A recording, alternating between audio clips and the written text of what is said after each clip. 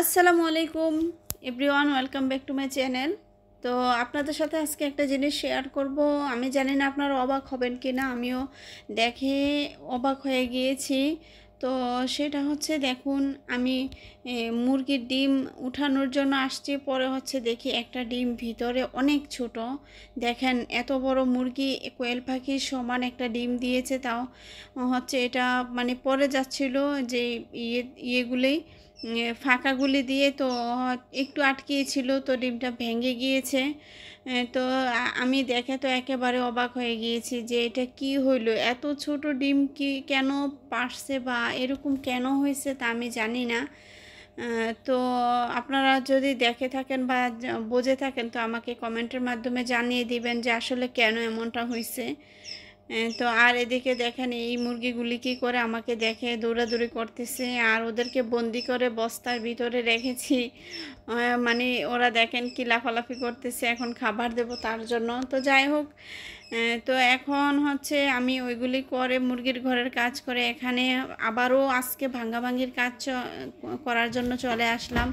অর্থাৎ গতকালকে আমি এটা ভেঙে অনেকটা ভেঙেছিলাম, ভেঙে তারপর হচ্ছে কবুতরের বাসাটা ওইভাবে সেট করেছিলাম। তো আমি হচ্ছে আজকেও আমি ভাঙ্গাভাঙ্গির কাজ করতেছি, কারণ গতকালকে যে সেট আপটা দিয়েছিলাম এটা আমার মন মতো হয় নাই।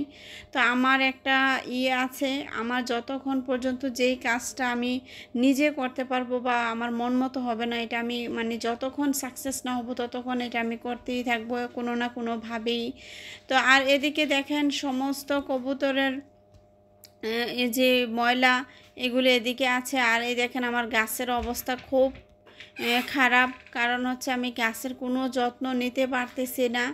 আর বিশেষ করে এখানে পানি দেওয়ার সিস্টেমটা নেই, যার কারণে যদি পাইপটা ওই সিস্টেম করে এখানে দিয়ে দিতে পারতাম তাহলে প্রতিদিনে পাইপ দিয়ে পানি দেওয়া যাইতো। তো যার কারণে পানির কারণে গাছগুলি এই অবস্থা। তাও দেখেন মাশাআল্লাহ একটা মিষ্টি কুমড়া আসছে, আলহামদুলিল্লাহ।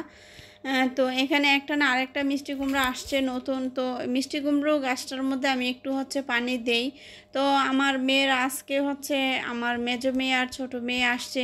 তো আমি আমার ছোটো মেয়েকে বললাম যে মা একটু গাছগুলোতে তোমরা একটু পানি দিতে পারবা কি না। তো পরে বলে হ্যাঁ আম্মু আমরা পানি দিয়ে দিচ্ছি। তো ওরা হচ্ছে মিলেমিশে ভিডিও বানাচ্ছে আর হচ্ছে পানি দিতেছে, যাই পারতেছে আলহামদুলিল্লাহ। তো ছোটো মেয়ে বলতেছে আম্মু তোমার এই কবুতরের ময়লার যে ট্রেগুলি এখান থেকে সরাও, আমি এদিকে বস্তাগুলির মধ্যে পানি দিতে পারতেছি না।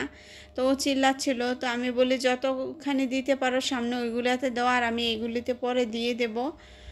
তো ওরা মিলেমিশে হচ্ছে পানি দিয়ে দিল। আর এদিকে হচ্ছে আমি যে ভাঙ্গাভাঙ্গির কাজ করার ছিল ওটা করে ফেলেছি, করে তারপর হচ্ছে আমি এদিকে বাসাটা নিয়ে আসে মানে কবুতরের খাঁচাটা নিয়ে আসার পরে তো আমি যেই আছে আমার খাবারের বস্তাগুলি এগুলি হচ্ছে আমি এদিক দিয়ে দিয়ে দিতেছি যেন বাইরের বাতাসটা বা কুয়াশাটা না ঢুকতে পারে।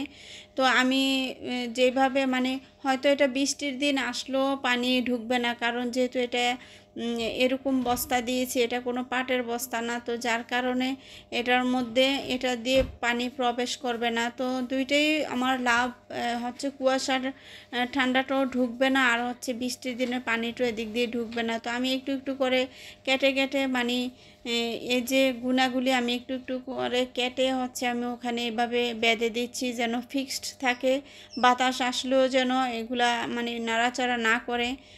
তো দেখতে পাচ্ছেন আমার লুকটা কেমন লাগতেছে, দেখেন একদম বাতাস আসবে না। আমি একেবারে খাঁচার উপরও একটা কালো হচ্ছে কাগজ দিয়ে একেবারে ইয়ে করে, যে দেখেন কালো কাগজ দিয়ে আমি উপরে ইয়ে করে দিয়েছি, মানে বাতাস যেন, মোট কথা বাতাস যেন না ঢুকে। তো এই সামনাটাতেও আমি হচ্ছে ইয়ে দিয়ে দেব, পর্দা একটা দেব। মানে গতকালকে তো হচ্ছে দুইটা দিতে হয়েছে। তো এখন যেহেতু আমি কাগজগুলি দিয়ে একেবারে বস্তা দিয়ে আমি সুন্দর করে সেট করে দিয়েছি, শুধু সামনে দিলেই হবে। এই যে কাগজটা উপরে দিয়েছি, মানে কোনো বাতাসই প্রবেশ করতে পারবে না ইনশাআল্লাহ। তো আমার ছোটো মেয়ে দেখতেছে কবুতরের খাবার আছে কিনা। তো আমি দেখেন আমার সেট আপটা কেমন হলো আপনারা জানাইয়েন।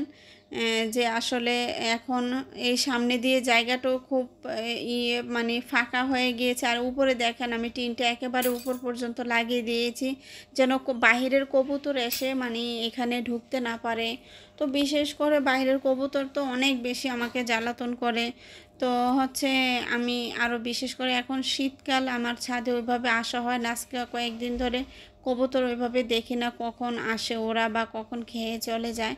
তো আমি হচ্ছে এভাবে সেট আপটা করেছি। তো এক হচ্ছে আমার সামনের দিকটা অনেক ফাঁকা হয়েছে বা প্রথমে গেটটা খুলে আপনাদেরকে সবাইকে বা আমি নিজে দেখব কবুতরের সেট আপটা। এভাবে দেখলে আমার মনটা খুব ভালো থাকবে। তো এখন যেহেতু শীতকাল আমি হচ্ছে পর্দা দিয়ে ঢেকে দেব ঢুকে এটা দেখব না, কারণ পর্দা দিয়ে ঢাকা থাকবে। যখন খাবার দেব তখন একটু খুলে তারপর খাবারগুলা দেব।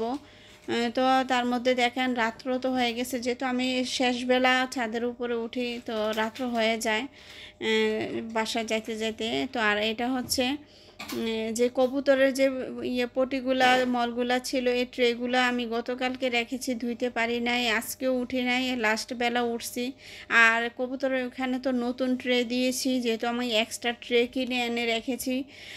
তো এগুলি ইনশাল্লাহ আগামী দিন করব আর কি। তো আজকে দেখেন আমার কবুতরের ঘরের সেট আপটা কেমন হলো, তো অবশ্যই আপনারা জানাবেন কমেন্টের মাধ্যমে।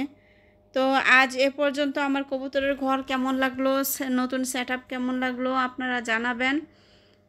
তো আর বেশি কথা বলবো না, এখানে বিদায় নিচ্ছি। আল্লাহ হাফেজ, আসসালামু আলাইকুম।